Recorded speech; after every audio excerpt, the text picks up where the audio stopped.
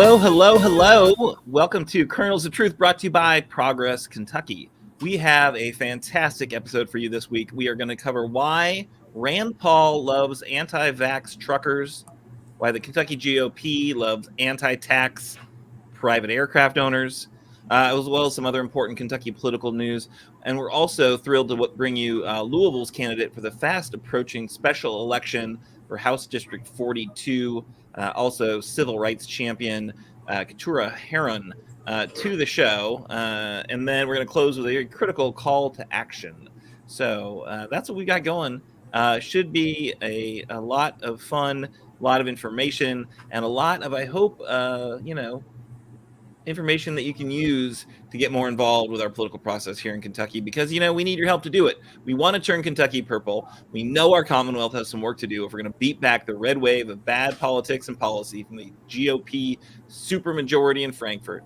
From about a dozen bills to give, to kind of put the GOP's judgment between your kids and their teachers, to cutting taxes for the wealthy while blocking investments in our Commonwealth. Lots of bad stuff happening in the Capitol, and we need your help to fight it. If you want a Commonwealth that works for all of us, join Progress Kentucky. It's easy. Follow us on Facebook, on Twitter, on Instagram, wherever you spend time on social media. Make sure to like and share and comment on our content. Help us juice those algorithms and get the word out there to your networks. If you like what you're hearing right now on Kernels of Truth, just give us a thumbs up. Leave us a review if you're listening on a podcast, or just share out the show. So that's how you can get involved. It's not that hard. It's not a high bar to become a kernel of truth with us. All right, so we're gonna check in with our co-host. Who are you? Where are you? And what does your protest sign say today?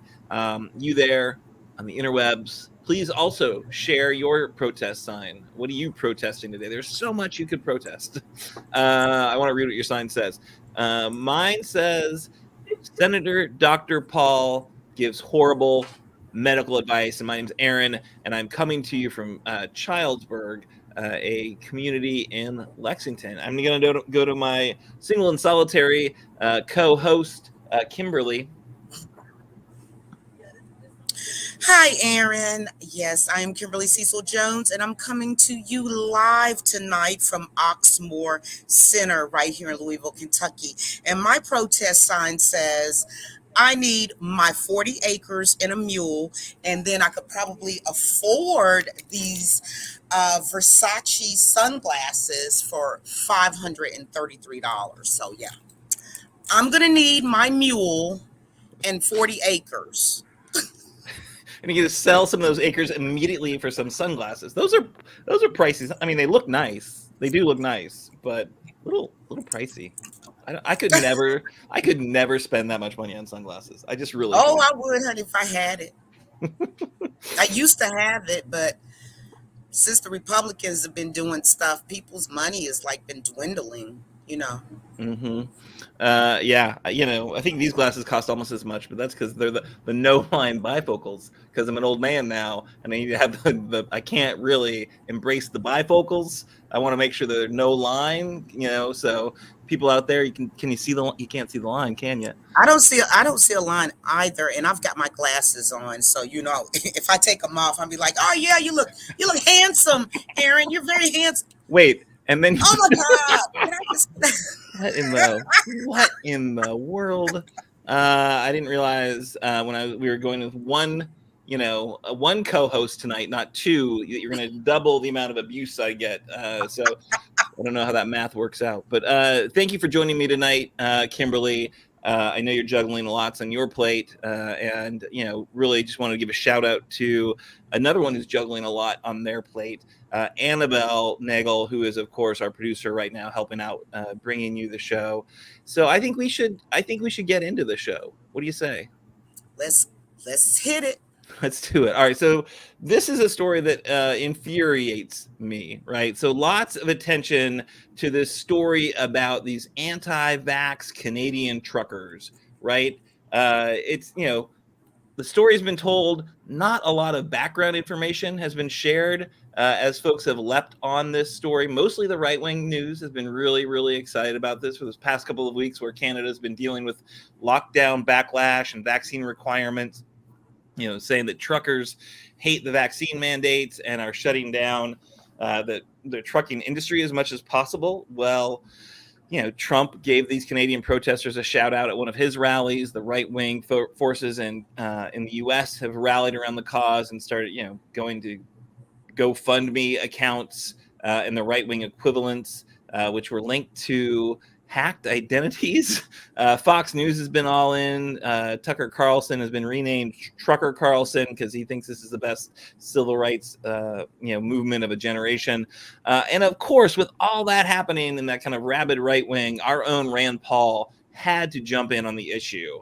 As calling it a huge, an important step, inviting it to our nation, right? So really, I don't know. I mean, my hunch is he wasn't really expecting them to show up in Kentucky because there's not really anything to protest in Kentucky, right? So I don't think it would have been his hometown, Bowling Green, that would have been beset by anti-vax truckers because there's just not a lot of mandates here in Kentucky, and we'll get to the ones that exist and the attention being brought to those in a minute. But I think that the thing that people lose sight of is this is basically the same group of deplorables that kind of have been fomenting a rebellion to anything, any excuse they've got. And I think Canada has this kind of a similar strain of these kind of discordant voices in their political system, even though Canada's a lot more boring than we are. But it's like Trump's folks, but on the northern side of the border. And if you look at the protests, they've seen Nazi flags, they've seen Confederate flags, which doesn't make a lot of sense to me. But there's definitely, it's not in keeping with the folks who are just concerned about lockdowns.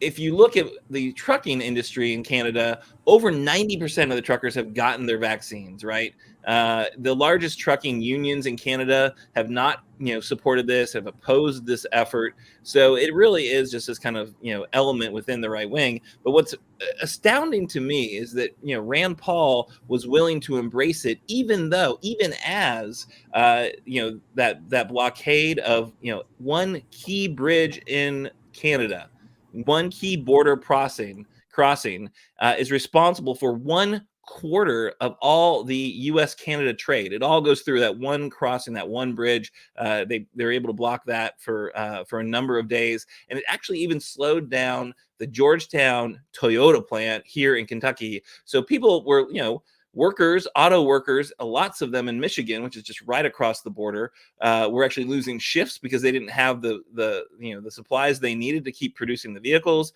It trickled all the way down to Georgetown here in Kentucky, and Rand Paul didn't care. He said, "Come on, let's go ahead and protest. It's so fantastic." So really, just goes to show you where Rand Paul's priorities are, which is being a right-wing, anti-science, anti-vaccine gadfly, and not about actually protecting our community or standing strong with a better economy or all the things you would expect a Republican senator to care about here in Kentucky. So I don't know. What do you think about that story, Kimberly? Like I think about Rand Paul every single day. He continues to embarrass us. With inflation up 7% or more, why would you want truckers to clog up all the cities? Some of this inflation is coming from chain supply chain challenges. Okay. So now you want it to get worse so that inflation can be like what, 20% plus? Rand Paul, I'm very much concerned about the college he went to. I'm very, very much concerned about the high school he went to, because I need to see proof that he has a diploma and a degree, because maybe it just goes into what my grandmother used to always say. You can have degrees to your knees, but if you're stuck on stupid, you're just stuck on stupid. Degrees don't really do too much about stupid.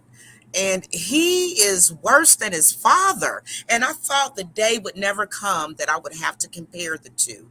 But, the apple doesn't fall far from the tree. Yeah. So I think one of them, it's a Duke degree. So I don't know what that says about Duke, but he made it through and then promptly lost all common sense. I don't know. All right, so moving a little bit more close to home, moving from Canada to Frankfurt, there's been some more disturbing kind of anti-public health sentiment. There's a bill that passed through the House Education Committee this week. It's authored by Lynn Betchler, who is a Republican from Marion. It would prohibit requiring masks in schools, colleges, and childcare centers. It sailed through the House Education Committee on a 12-7 vote. The lead author stated plainly and inaccurately that, quote, masks don't work. Which of course isn't actually accurate, and masks have been shown to be effective in these settings, and definitely important step in keeping teachers safe and keeping kids safe. He then went on to talk about some very significant problems that masks were leading to, such as suicide. So this is a guy who said masks don't work for public health, even though that's what they're designed to do. And there are public health studies that show it, and saying it's leading to suicides, which there have been no studies that have shown suicides being a result of kids wearing masks in school. More misinformation, garbage information didn't really matter apparently. This legislature ended statewide mask mandates in the last session. They did allow school boards to decide for themselves and their students and teachers and other employees the best way to keep folks safe there in the school district. While public health experts are still urging masks in most schools, even as this current wave winds down, we are seeing more and more resistance in Kentucky. But from the Lexington Herald leader, GOP state rep Killian Timoney, who actually is from Fayette County, he voted no. He's a Republican. He voted no to this bill to get rid of masks in schools. The Republican wore his mask during testimony, which makes him fairly unique in the legislature and in his caucus. He feels the Fayette County Public School Board members should have the right to make the difficult decision as needed. Quote, he said, all the evidence about mask wearing harm is anecdotal.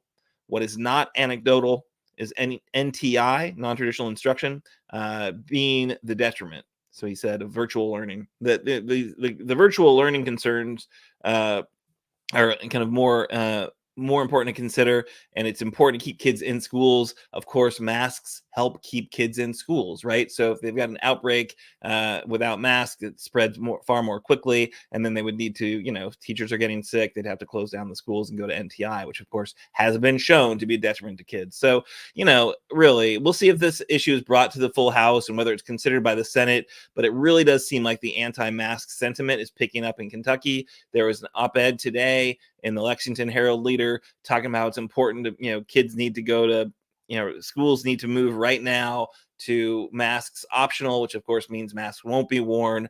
And I just disagree. As a parent with two kids in school, they are doing fine wearing masks. It's just been a thing they've had to deal with. They're super resilient.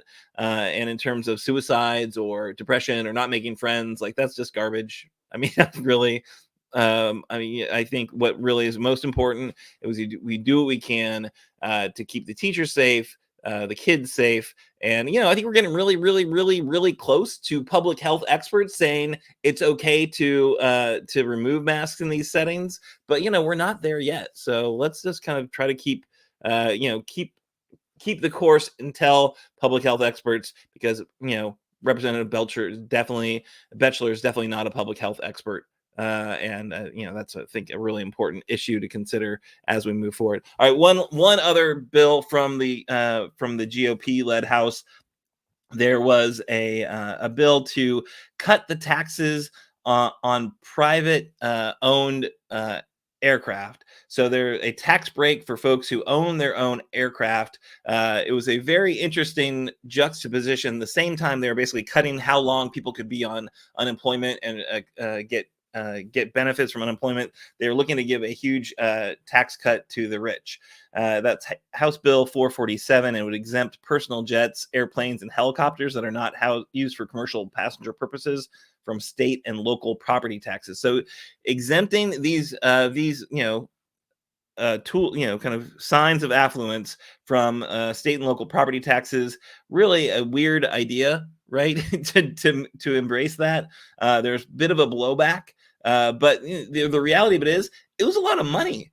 So that Kentucky Department of Revenue reports about $331 million worth of personal aircraft known to be inside the state. So that $331 million gets taxed, and that raised out $2.5 million for schools, cities, counties, and other local governments, $52,000 for the state's general fund. So that's a lot of money that you're just willing to write off to give back to rich people who, let's be honest, if you own your own personal aircraft that you're not using for passenger use, right, for your own personal use, you probably don't need that tax cut. But the arguments were so ridiculous, talking about how it's going to really help the economy if we had more people that own their own vehicle or their own aircraft because of all the fees at airports and all the manufacturing of aircraft, which I don't really see that those two things actually are linked. So it was some odd arguments that were being made, and glad to see that the outrage brought a little bit of shame to these lawmakers, like, oh, maybe this isn't the right time to move forward with this. I don't know. It gave me a little bit of hope, though, to see that bill was stalling out, because it does seem like any bad idea that Republicans come up with, they're more than willing to slam that bill through with their GOP super duper majorities. But this one, I think, underscored that, yeah, right, they don't really care about poor people. They're really all about rich people. And if, too many of their base understand that, that's going to make things a little bit more challenging for some of these lawmakers to get reelected. So, that was an issue that I was glad to see. Kimberly, what do you think about that one? I'm so sorry you caught me eating popcorn because I thought I was at a horror movie listening to all of this.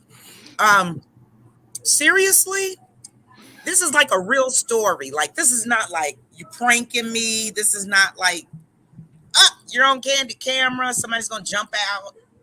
This is real life stuff. This right was here a in real Kentucky. bill, that they thought, you know what, I need to go through the trouble of actually writing this thing down, getting it through the LRC to make sure it makes sense legally, and I'm going to then carry it forward and share it with my colleagues with a straight face that, yes, we do indeed need to protect the uber wealthy a little bit more here in Kentucky. How many private planes are actually in Kentucky? Because a lot of these representatives and senators, I don't think most of them are rich. Are they? Probably richer Are than most of you them or I. rich? I think probably Well, richer than you or I. well, But yeah, somebody's getting some money. Somebody's getting some money from somewhere. that's a fine guess. You can I would believe that there's imagine some kickbacks. that some of the corporate interests who are most active in the legislature and the lobbyists that they hire thought, hey, here's a good one. My boss will like this one. A direct kickback, sure. Who's going to oppose that? It's not the folks that we own in the GOP supermajority. If we tell them it's a good idea, I'm sure they'll buy it. And they mostly did until the blowback. So our friend Carolyn Stevenson was quoted saying, there's been a lot. It's been out there in social media. Last week we cut unemployment insurance. This week seems like we're going to cut taxes for people who are really wealthy and own a plane. There's been a lot of heartburn over this bill out there. So yeah, it shows that they're not completely shameless. They're very close, but not completely without shame. Well, it's all smoke and mirrors as far as I'm concerned. Every day it's something. It's like, we got Trump out of office. Can we all just breathe every now and then? That would be really nice to just breathe.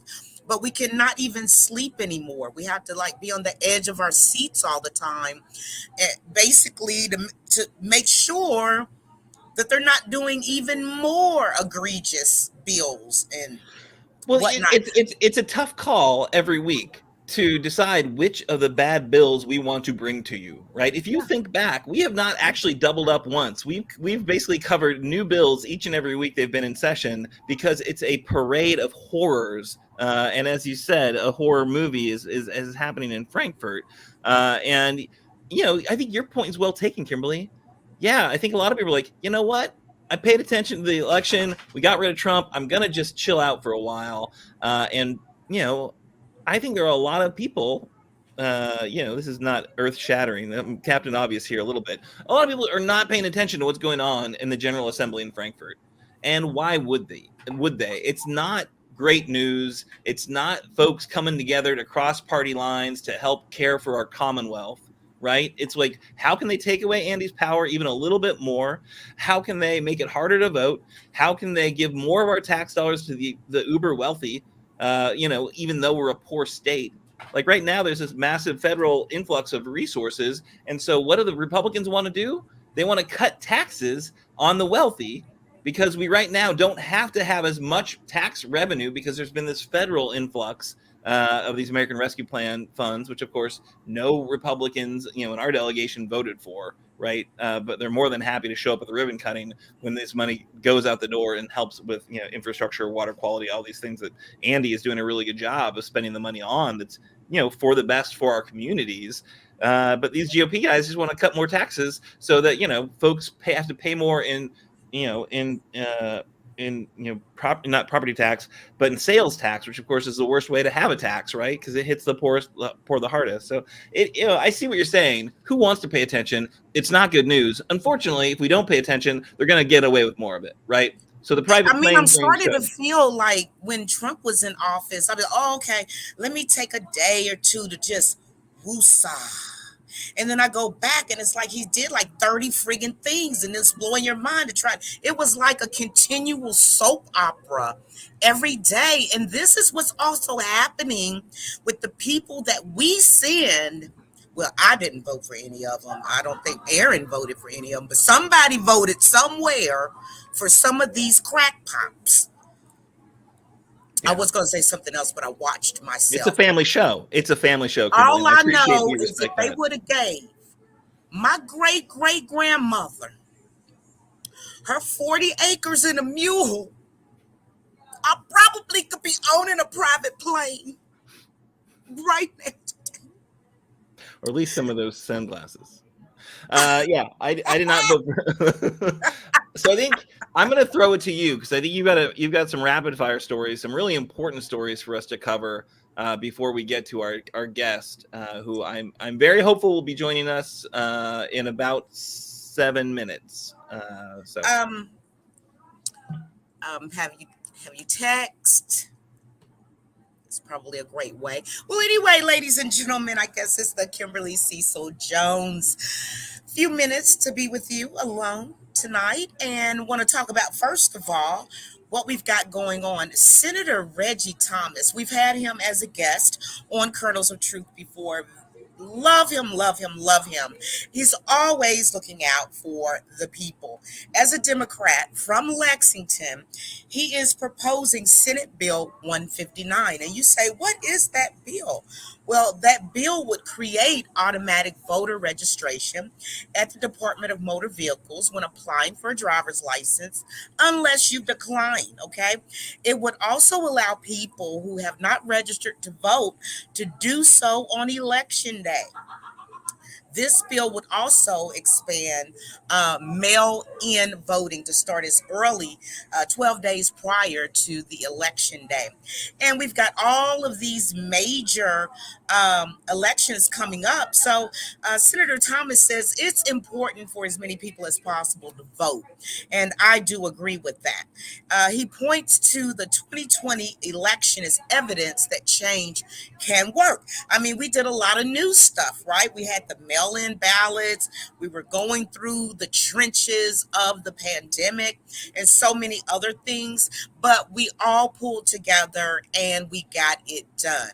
So, thinking about voting by mail and early voting, we had in Kentucky over a 60% turnout. So that is telling you something, that making it easier for people to vote is showing us that they will vote if it is easier. Another thing that I really, really enjoyed is that Senator Thomas says that, instead of closing at 6 o'clock, we close the polls at 7 p.m.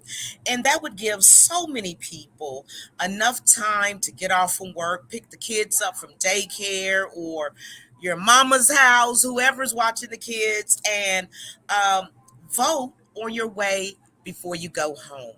So I really appreciate this groundbreaking effort that Senator Thomas is doing right now in our state to make voting a lot easier. We need to make it easier because sometimes us progressives, we are very, very progressive. We always are reaching and we always want more for the people and by the people. But sometimes that GOTV, that Go TV, Go Vote, right? It it gets a little messy at times, and people sometimes find ways to, oh, I had to work, and they don't even understand that if you tell your employer at least 2 weeks prior, they have to give you a certain a length of time for you to go vote. So remember that. The next thing on here is the Senate committee advances the bill to limit the governor's pardon power. Yes, like inflation is up so high, we still got hungry people. We don't know what we're going to be doing with our education system, and they are very so worried about Andy Brashear, and they're using it saying that, hey, Matt Bevin, he did this, he did that, whatever. So what they're saying right now is 30 days prior to the actual election day, that the governor can no longer commute anyone or pardon anyone. They are always trying to put the handcuffs on our governor. We know Andy. We all know him, and we know that he would never abuse his power. So that's one thing. And then also let's talk about something. It's a bit of a downer. It makes me sad, but maybe you have heard about this and maybe you haven't. A mayoral candidate here in Jefferson County in Louisville, Kentucky, Craig Greenberg, a businessman, CEO of 21C Hotels, also an attorney, at his campaign headquarters, um, a this guy, and we knew he had some mental health issues, but this young man, this young man that wasn't getting the help that he needed, walked into the actual campaign office and shot point blank at Craig Greenberg, which is the front runner in the mayoral race right now. He is a Democrat. And thank goodness it only grazed his shirt and his sweater, and his staff closed doors, barricaded themselves, and they were able to be safe. But how scary is that? And then Quintez Brown. He was a few months ago, he was missing, and they found him in New York. But this young man is only 21 years old, and he was writing for the Courier Journal, which is the big newspaper here in Louisville, Kentucky. He was a civil rights activist. He even was an activist against for gun control laws.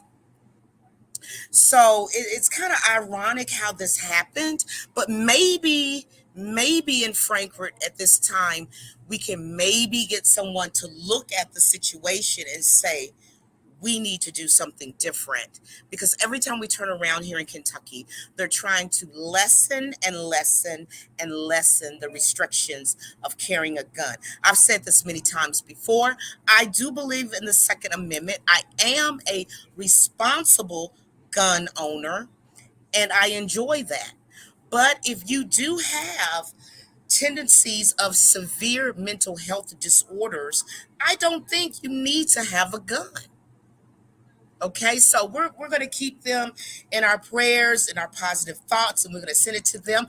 But I've got a story right now that's going to make you feel good. A hometown hero that we are going to display tonight as one of our persons of Black history, because this is Black History Month. This is a young lady from Louisville, Kentucky that attended YPAS, which is the Youth Performing Arts School, graduated right here in Louisville, Kentucky. And this young lady, Johanna Waddell, Also related to Muhammad Ali, greatness does run in our family. We are also related through Muhammad Ali. And this is a picture of her posing right now at the iHeart Radio Awards. She is a dancer. Next slide, please. This, and I know you guys saw her Sunday night because she was one of the dancers that was dancing with Mary J. Blige in that phenomenal, show stopping halftime show at the Super Bowl on Sunday. And next slide, please. Also, I thought another picture was going to come up, but also she has performed at the BET Awards. She has performed at the Soul Train Awards, and she is a very much sought after dancer for many, many videos, such as she's worked with Lady Gaga, Cynthia, another young lady, I can't think of her name, Ariana Grande, backup dancer. So she is actually in the midst of doing things, and we are so proud of her. Young woman, still in her early 20s, making a name for herself in the industry. And she did come back to Louisville when they had a concert with Lil Baby and Lil Durk. I know you all are like, who the hell is that?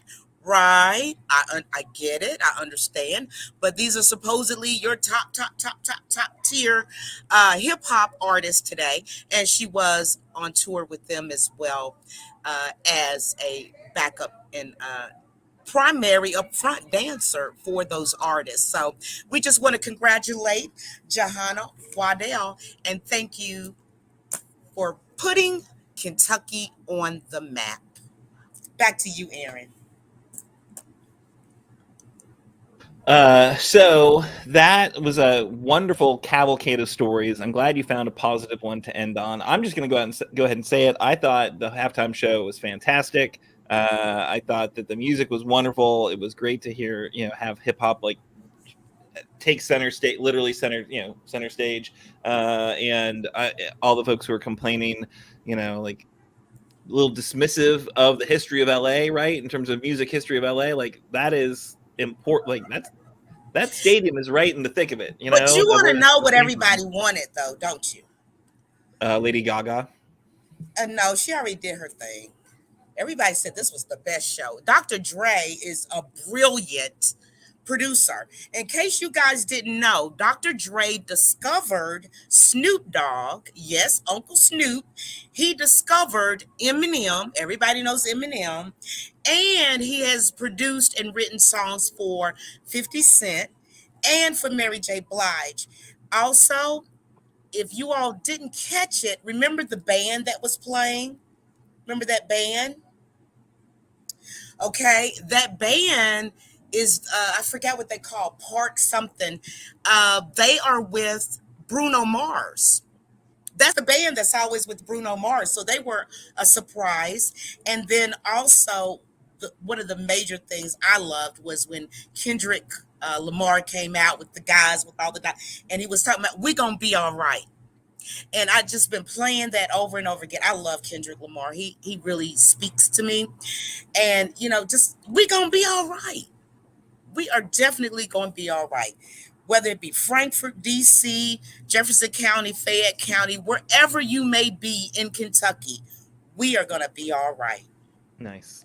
And I love that you found a reason for us to talk about it. You found that, Kentucky connection to the Super Bowl halftime show. So I appreciate that due diligence there, Kimberly. The other stories you touched on, I think, really important as well. Glad to see that, friend of the show, Senator Reggie Thomas, is, working to expand voting access in Kentucky.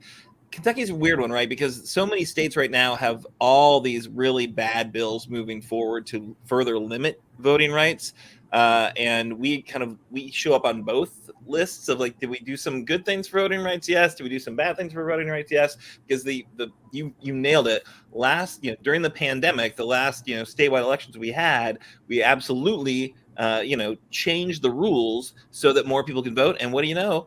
More people voted, right? If you make it easier, 60%. more people do it. Like, yeah, which is still sad, that only 6 in 10 voters make it to the polls. You want 10 in 10, but it's better than 5 of 10 or 4 of 10, right? So really, really good to see that when you make it easier, people can do it. But then what happened was that negotiated effort between Michael Adams, between the governor Andy Beshear, to make it safe for people to vote during a pandemic. They promptly rolled back a lot of those expansions. They did a little bit to expand from what we had, but took away a lot of the things we enjoyed during the pandemic. So it's like we were here, we went all the way up here, but then they passed up some bills to get us to right here, which you're like, oh, look, it's an improvement. You're like, yeah, but is it really an improvement? Because we just saw the best system we've ever experienced, and now you've clawed back a bunch of those available, opportunities for people to vote. So, what Reggie's doing is trying to get it back up here. As much as it's a good positive bill and law, and we appreciate his leadership, between you and me, I don't think it's going anywhere. Like, I don't think the GOP supermajority is going to embrace that. It's not. Yeah. I hate to say that. I really do. But you know what? Maybe a miracle could happen, right? Like, I don't know. I didn't get a miracle for Christmas. So maybe it's just delayed a little bit. You're due. Yeah. Yeah, I'm due a miracle. And we love Senator Reggie Thomas. He is quite amazing. Oh, yeah, he is. But he's not maybe he's a miracle worker. Maybe he's amazing and a miracle worker. Maybe, again, the GOP can be a little bit shamed over this. We'll see. And then I think what other stories, you covered just a really tragic story, about kind of like gun control and mental health issues. I think red flag laws are really important. I think it's, I'm glad you are a responsible gun owner, Kimberly. But, everyone likes to think they are until somebody steals their gun out of their car because they forgot to lock the door. If you spend much time on Nextdoor, this happens all the time where people just forget to lock their door and they left their gun in the car. And next thing you know, oh, good, there's an untraced gun out there in the streets. Yes. And our new, we hope, we pray, new state representative just texted me. So she's out and about, but she really, really, really wants to come on here and talk to us for a few moments. She has been really looking forward to this. So what I'm going to do now is just simply send her the link. Oh, that's good. Yeah, the link will be good. We would love to have her. Yeah, that would be like awesome, right? Link's good. Whatever it takes to get on the show, we'll give it to her.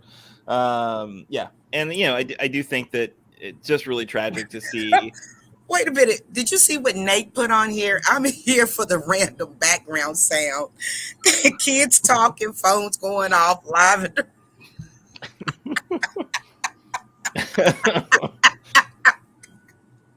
Yep, we got stuff happening. My dog has growled a couple times. I don't know why. I think she saw me eating some dinner and decided she needed some dinner too. So she might pop on here as well.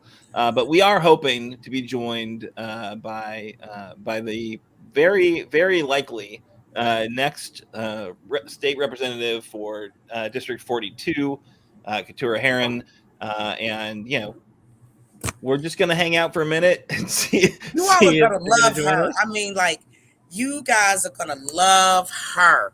Look, I want to just say, wait a minute. You remember that movie with Melissa McCarthy? Remember when she had the turtleneck? She wore the turtlenecks like this. Which movie was it? You know what movie? It was Melissa McCarthy, the comedian. Yes, she's funny. Remember, she was somebody's. I don't know. She had to stay with somebody. She was real rich, and she always wore turtlenecks like this in the movie. Somebody help me out. I know Nate, Annabelle, somebody knows what movie I'm talking about. If Harry Styles was in that movie, then Annabelle can hook you up. I don't know if there was no Harry Styles in that movie. I don't know that she knows. Wait a minute. It does make your neck look smaller. I should look into one of those then. Are you sure? Oh, it was called The Boss. It was called The Boss. Right. She's been in a lot of movies. She's been very active I'm a fan of Bridesmaids. I'm just going to put it right out there. I think Bridesmaids is one of the funniest movies known to mankind, we'll say, because but I do think in our culture wrap up, do we want to discuss Ozarks? What are you watching on Netflix these days, Kimberly? I'm kind of like I cannot get, like, the other night, Aaron, I'm just gonna let you know, the other night I looked at this TikTok, right? Mm-hmm. And then before I knew it, I had been on there for like 3.5 hours, just this rabbit hole, just like, okay, I'm getting ready to stop. No, I'm just gonna look at this last one. Yeah, Just no, the algorithm knows you, Kimberly. The algorithm knows you. It is yeah, knows what keeps you on. We're I not on know. TikTok. I've never spent time on TikTok. I thought that maybe Annabelle would want to, head up our foray into TikTok, but when she learned that it couldn't just be Harry Styles facts, she, decided that was not really what she was interested in doing. What, Kentucky politics? Who cares about that? Harry Wait a minute. Styles facts. Annabelle said I need to follow her on TikTok. Yeah, sure. If you want Girl, Harry Styles. y'all know I'm just. Mm. Hey, so I'm gonna go ahead and do our call to action right now because I don't know that plugging people's TikTok is what we're here for. But I will say this: we need money. We're here to turn Kentucky purple. It's why I'm wearing the purple shirt tonight. But not just the purple shirt. We have ordered purple hats. We are going to have Progress Kentucky hats. They're going to look pretty cool. That's the embroidered logo. And you are going to want one of these hats. But Kimberly, ask me how you can get one of these hats. Kimberly's on mute. I'll tell you how you can get. Well, wait a minute. You didn't give me a chance to ask you. How can I get one of those? You seem to be hats? occupied. Those not gonna fit on my hair. Yeah, no, it's adjustable. They're adjustable in the back. I got Chanel hats and everything. I can't even wear because of my hair. Yeah. Well, you've got hair options. You've got hat options. Like wherever you want to go with that. What I will say, these are not going to be available for sale. You are going to have to put in some time and energy to get yourself a Progress Kentucky hat. We are canvassing on Saturday in Clark County because the weather is wonderful in Winchester. It's a wonderful time to be in Winchester. We're going to go to 4 key precincts that kind of won by Andy, lost by Amy, areas that we think really important to get back into the Democratic column, more progressive column, if we're ever going to win statewide in Kentucky without, running against Matt Bevin. There will be other canvassing options, but I think you should come out Saturday because that's the one we've actually organized. Our amazing Clark County field representative, Kelly Estes, is going to help us run that effort. We're going to be out there knocking on doors, talking to voters about the economy and how the pandemic has affected folks and what they think the government's role should be in helping folks get through the economic slowdown that we're in right now. So I think it's going to be a really important effort. We're excited about it. We're doing it throughout the month of February. We're going to have a number of opportunities to do it, but the first one, 2:00 Saturday, Clark County. Let me know if you want to come. Just shoot us a message, leave a comment. We're easy to get a hold of. We're not going to put the information just kind of randomly out there because we don't want random folks showing up to Kelly's house. But what we do want is you to join us. If you're watching this show, the work that we're about, and how important it is that we, get some better politicians. This is it's a multi-step process, right? So we're not going out there just to try to turn out voters. What we're doing there is to find the messages that work to mobilize and encourage voters and get folks to be on our side on the kind of how we fix the economy, which is not just more tax cuts for rich people, which is kind of the only thing the GOP has in their bag of tricks. We've got a much more robust one. We can talk about making sure healthcare is more affordable. We can talk about a healthier minimum wage, a living wage. Really important that we get some of these policy solutions implemented and people fired up about them.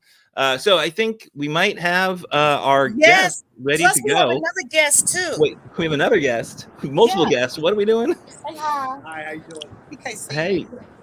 He can't see. There you go. Hi. Yeah, he was just listening to you. He said he was going to give us $2 million. Yeah. Oh, good, great, Yeah. good. Excited. Somebody, I can't hear. Share. You can't hear us, Keturah. You can't hear us. Uh-oh. I'm gonna go to my car real quick. I'm so sorry. That's all right. Thank you for. I am out at an event, but I'm gonna go to my car really quick and get my headphones so I can hear. I'm so sorry. That's all right. That's all right. All right. So we've got a $2 million contribution coming in. That's awesome. Somebody swung by the Sunglasses Hut, heard what we were talking about. Somebody share the Act Blue link right away, please, so that we can get those contributions rolling in. And I did want to just point out that the canvassing, it's knocking on doors, knocking on strangers' doors. But I'll tell you what, it's some of the most impactful thing you can, it's really frustrating to just watch our political system happen and see the bad ideas kind of coming steady stream, a parade of bad bills in Frankfurt, but going out there and talking to real people about what they want to see and how they want to see it happen, it's really actually quite inspiring. And yeah, you don't find people that you agree with all the time. They're not 100% folks who are like, yeah, this makes sense, I'm all in. But you find enough of those folks who were like otherwise wouldn't have been engaged and wouldn't have been thinking about it. So really a great opportunity to be involved. So I'm hopefully we're going to be joined by Keturah Herron soon with with a headset so they can hear us and we can hear them. And I don't know, Kimberly, how are things there at the Sunglasses Hut? Any updates? Well, I'm thinking about buying. Can you hear me? Those Versace's up there, the red ones. I was just wondering, people can Cash App me, Zelle me, send in a donation. All right. Look at these Versace's. Will you take a look at this, honey? Will you take I could meet the president with these on. You could. No, you could. These are presidential Versace's. I mean, Joe Biden's, not a Versace guy, right? I think he's more a Ray-Ban guy, but he'd appreciate those, I'm sure. I think we maybe have, Keturah, let's see if we do. Hello. Yes. Hello, can you all hear me? Now I'm dark, though. I'm going to try to find the light. Forgive me. This is the campaign life, though. It's the life of a candidate. And I know that you're busy. I know you've got a full tilt, very short window for this campaign. Tell us a little bit. You're running for District 42. You are, in fact, the Democratic nominee because it's a special election, right? So the kind of, you don't have to worry about a primary. You just need to worry about a general election, right? Yeah. So basically, I am the Democratic candidate for this special election. Early voting starts tomorrow, and it's going to be the 17th, 18th, and 19th. Folks can go and vote at St. Stephen Church or at the Jefferson County Election Center. And then on next Tuesday, the 22nd, is the actual election. And so we have that race, and then there's the primary in May. The great thing about it is I do not have a primary opponent. No one else filed, so as long as I can get through and make it happen on Tuesday, then I will be the legislator for House District 42. Okay, that's awesome. That's exciting. And they didn't you didn't get redistricted out of it, or there wasn't any shenanigans on that front. No, I mean the district obviously was redistricted, and so the current district will be completely different. And so the folks who are voting for me, this go around, a lot of those folks I will be losing, but I will be gaining some more folks. So either way it goes, I'm super excited. The representation is still going to be the same. My love for the community is going to still be the same, no matter what the maps look like. And I'm going to work hard for all of the constituents. So I'm just excited about it. Well, thank you so much for kind of throwing your hat in the ring and for committing to getting to Frankfurt and helping make things better for our Commonwealth. Can you tell folks a little bit about your background, kind of what you brought you to this role? I mean, yeah, that's a crazy question. I mean, I've been doing work with youth and families for over 15, 16 years, working directly with folks. I've worked with youth in all settings, in the school, in the courts. I ran a runaway and homeless program in Lexington. I've worked in South Carolina and Hawaii with young people. And in 2019, I had an opportunity to start working with ACLU and just being introduced to this different side of policy. I knew that policy needed to change based on the things that I saw with my youth and families, but getting my feet wet, and I was like, oh, okay, this is where it's at. And so 2020 happened. We know that Breonna Taylor was murdered here in Louisville. And it was during that time that I didn't know what else to do but to change policy. You know, I was hurt, I was angry, I was sad. And that was my way of giving back to the movement and make change. And I believe that because I stepped up in that role, a lot of folks saw me as a leader and in a different type of way. And so at that point, I had young people, I had current elected officials, business leaders, families saying, hey, have you ever thought about running for office? And so in 2021, I went through the Emerge program and I said, well, let me learn a little bit. And at that time, I said, you know, if Representative Meeks, when he decided to retire, I would consider it. I had no idea that it was going to be this soon. I mean, honestly, in December, when, you know, he resigned on the 18th, and literally during that time period, running for office, a campaign was not on the agenda. I was looking forward to chilling those 2 weeks before the new year, and then it was make a decision within 48 hours if you're going to do this or not. And so that's what I did, and I realized that this aligns with the work that I've been doing, and I really think that this is my purpose. I think that God is telling me that this is my next assignment. So here we are. Well, that's awesome. Thank you. Yeah, and so as a Lexington based activist, I'm not as aware of what's happening in Louisville all the time, but it seems you absolutely kind of rose to prominence, in the Breonna Taylor kind of aftermath and the work that was going on there. What do you think, from a policy perspective, what do you want to try to get done in Frankfurt to kind of address some of the civil rights problems that you guys have identified and that this movement has identified? I mean, I think the first thing when we talk about civil rights that we got to do is that we got to restore the voting rights to everybody. Kentucky is one of 3 states that forever disenfranchises folks with a felony conviction. That's number one. And so I actually was in Frankfurt today, and that's what the conversations that I was having. I believe the Democrats and the Republicans, that's something that we need to be focused on. We can't talk about racial justice without talking about voter rights.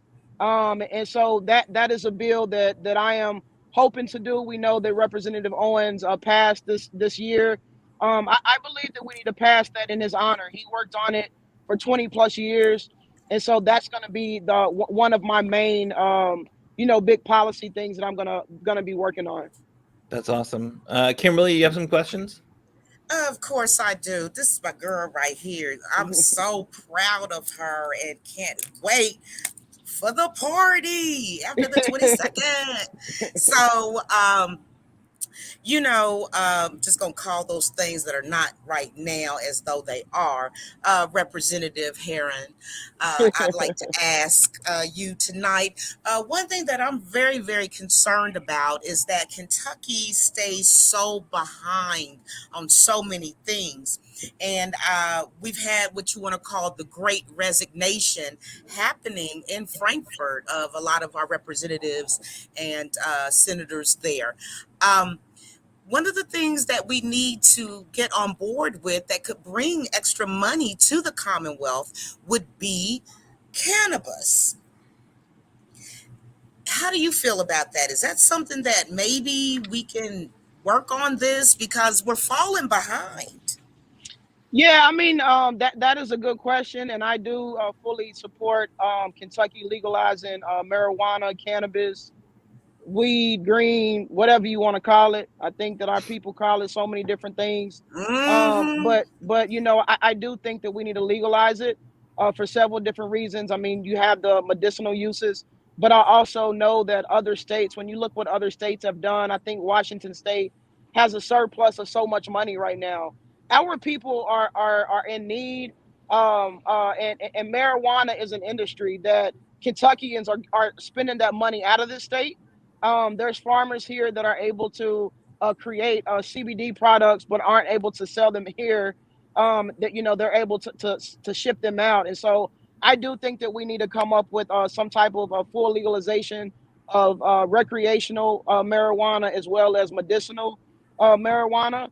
And I think that we can use that tax money in places that they say that we don't have enough money to spend on this or that.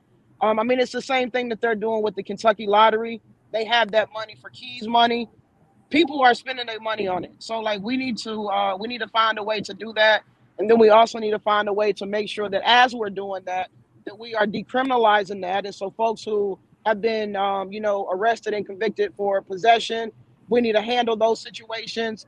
Um, yeah, that's just what it is. And we have to make sure that Black folks and minority folks have a way into the business and the industry. I believe that marijuana, cannabis, however you want to put it, is one of those things like the liquor industry, like prohibition. This is going to be like that last big thing that people are going to be able to have access to wealth. And I definitely think that we need to do that and figure out how do we make sure that our most marginalized communities are the people that have access to that as we're building that out. Representative in waiting, Herron, let me ask you about Delta. Aaron's like, what is Kimberly called? Delta 8. Do you know about Delta 8? I don't know. I'm not all the way into the ins and outs. I think that the industry has changed a lot. When I was younger, it was just weed, green, whatever you want to call it.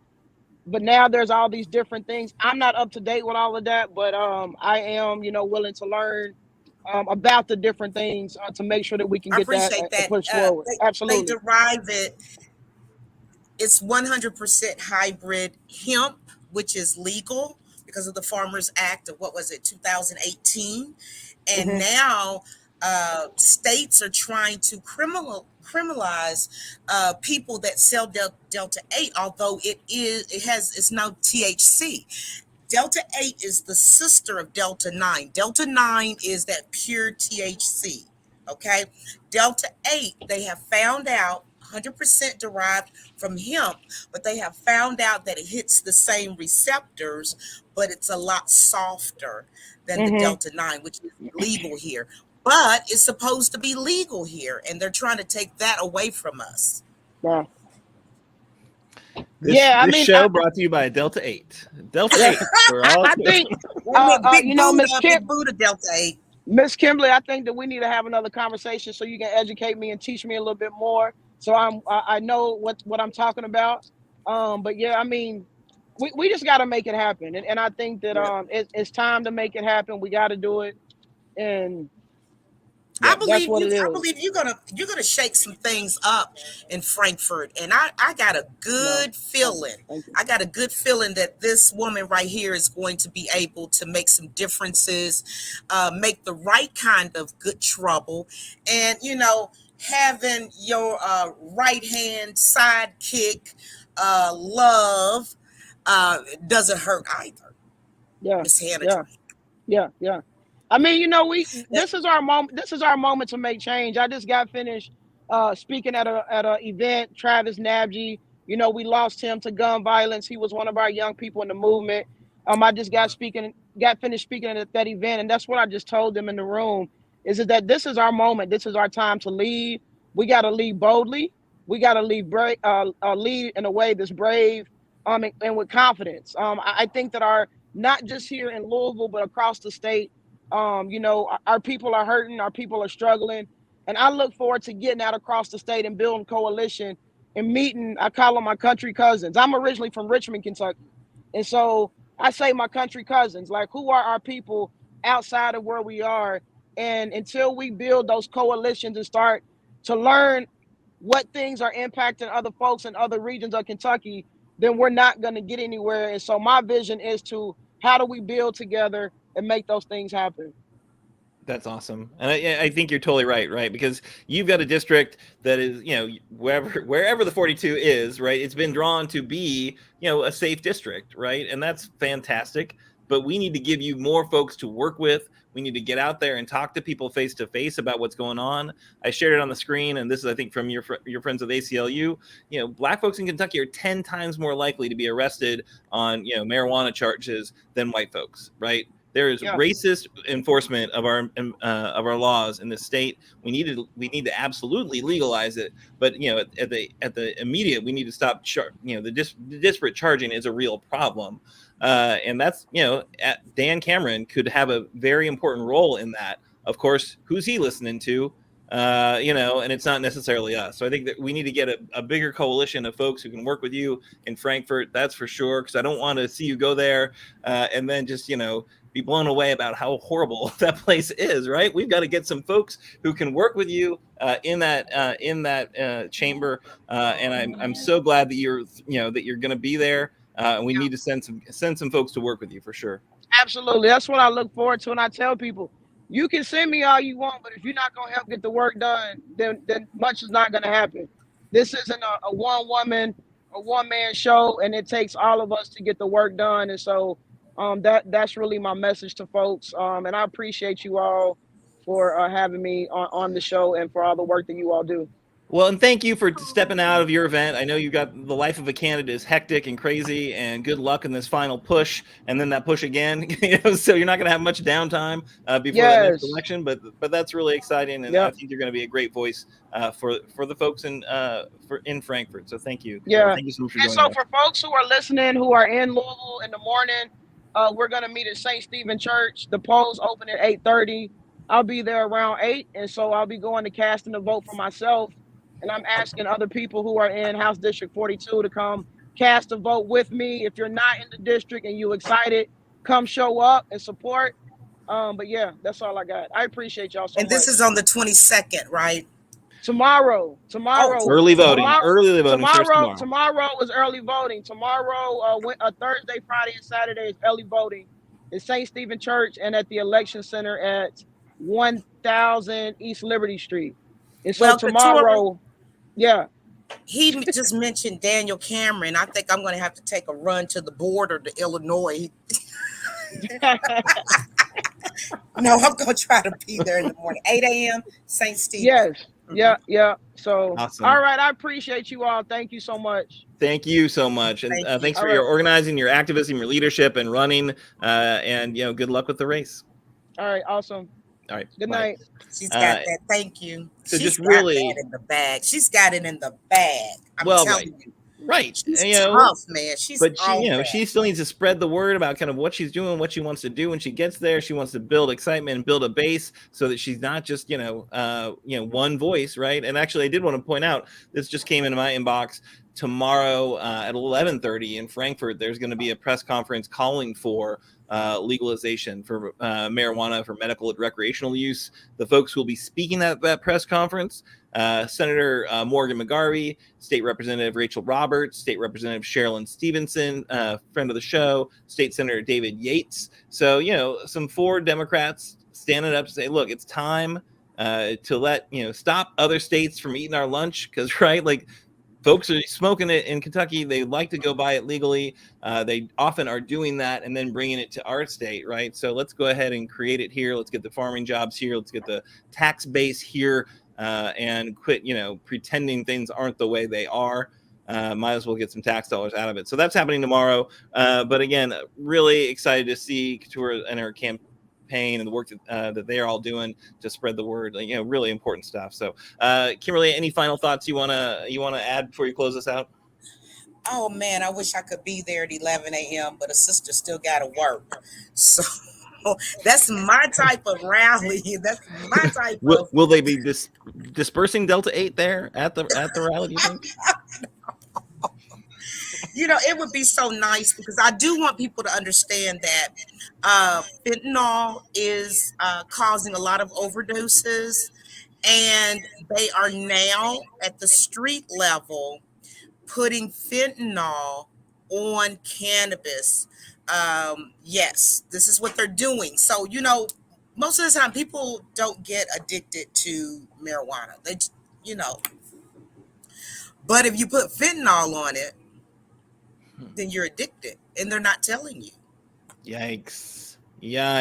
That's bad news. And that's, legalize it, regulate it, tax it, make it safer, make it a boon to our economy. As Keturah mentioned, really good for Washington's economy, really good for Colorado's economy. The states that have legalized it, they are absolutely gaining revenue and resources to help the folks in the state. So really important stuff. I'm going to throw it to you to close us out, Kimberly. We're just a bit over our normal time, but we've had to do a little bit of stalling while Keturah joined us. It was so worth it, though. It was Absolutely. so worth it. So, of course, we're going to be back here next week at 7 p.m. And we will be joined by somebody absolutely fabulous. And we'll put it out there in our social media channels so you'll know before next Wednesday. And let me do the disclaimer, as I have to do every week. Progress Kentucky is a nonprofit organization registered with the Kentucky Secretary of State, organized as a 501c4.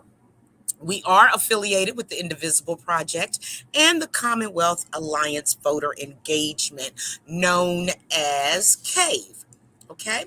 Progress Kentucky's goal is to educate, organize, increase voter turnout, and advance a progressive agenda through civic engagement. And some graphical content was provided by Couchfire Media.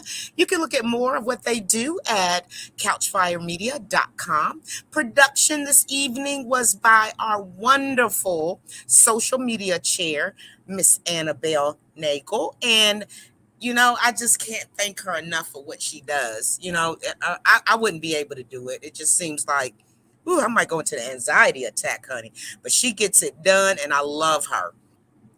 Now, the Jones Report is going to be coming back. I'm not going to say anything else about it until we get to the dates, but we've got some great guests lined up for you.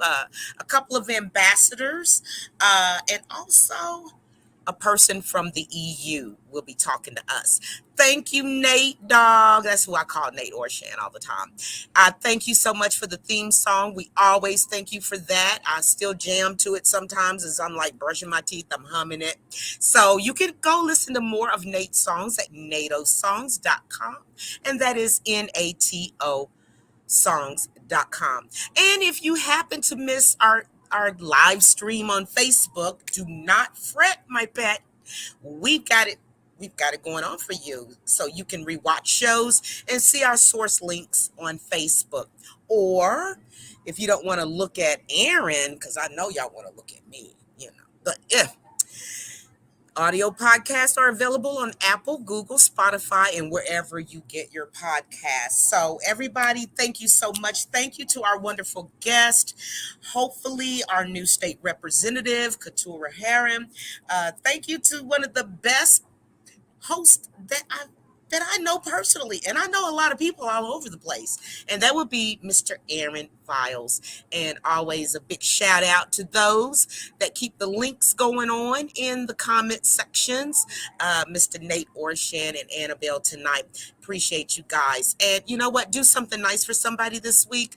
Like, it doesn't cost you anything. I know you like, Kim, you say it every week, but what did you do between Wednesday and today? Last Wednesday and today? What honestly did you do to make somebody's day, to make them smile? It doesn't even take money to do that. So do something nice for somebody. Put it down in the comments for next week, what you did, so we can look at those and maybe we might pick out somebody. You never know. But until then, same bat channel, same time. See you next week. Have a good one.